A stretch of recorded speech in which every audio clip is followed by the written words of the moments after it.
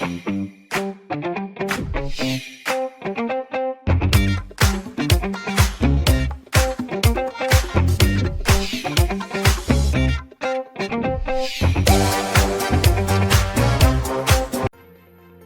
was a time I asked a girl to talk about her friend. She said, John is good and John is my best friend. I like John. To me, that sounded a bit odd. John is a noun. But why did she repeat the name like 3 times? I think she could have said it better. So, friends, what do you think she could have used to make it better? Wow! Answer from above? Great! Here you have it. Pronouns. The use of pronouns could have saved her from the repetition. John is good and he is my best friend. I like him. We have used he and him to replace the noun John. This is exactly what pronouns do. Examples include I, you, he, she, it, they, its, their, that, who, herself, each other, and so on. The primary reason we use pronouns is to avoid repetition, as demonstrated earlier. In most cases, pronouns can make reference to words that have been mentioned earlier in text. Such words are known as antecedents. Here is an example. My friends love the sound of the guitar, but they can't play it. While my friends is the antecedent of they, the guitar is the antecedent of it. The antecedents are what the pronouns point back to. In a text, it is important that we first mention what we are referring to before we use any of the third-person pronouns to replace it. Examples of third-person pronouns include he, she, it, they, him, her, them, and so on. Now, don't you think it is important that pronouns and their antecedents agree?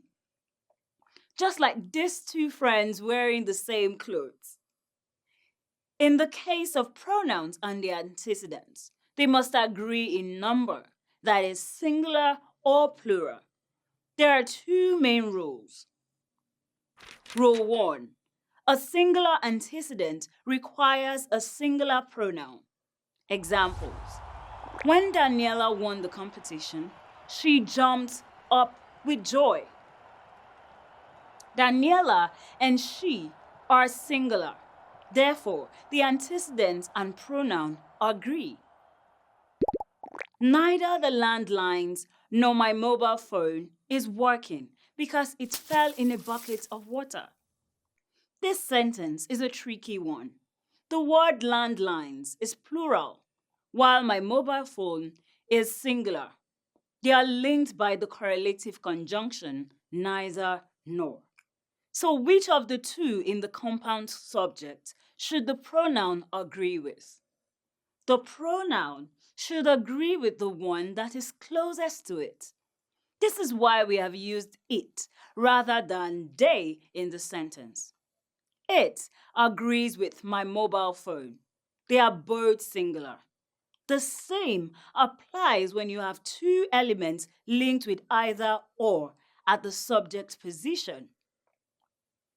Rule 2.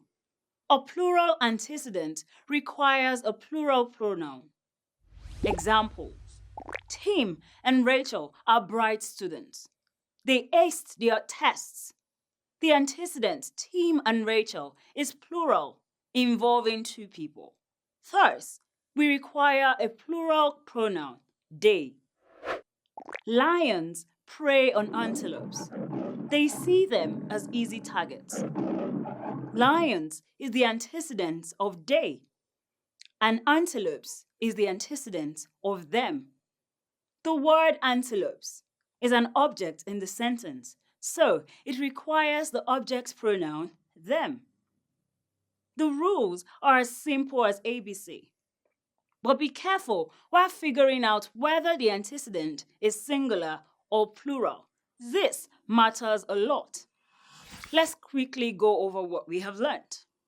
Pronouns come in place of nouns to avoid repetitions. They and their antecedents must agree in number. A singular antecedent requires a singular pronoun. A plural antecedent goes with a plural pronoun. Have a great time as you avoid the repetition of nouns. Bye.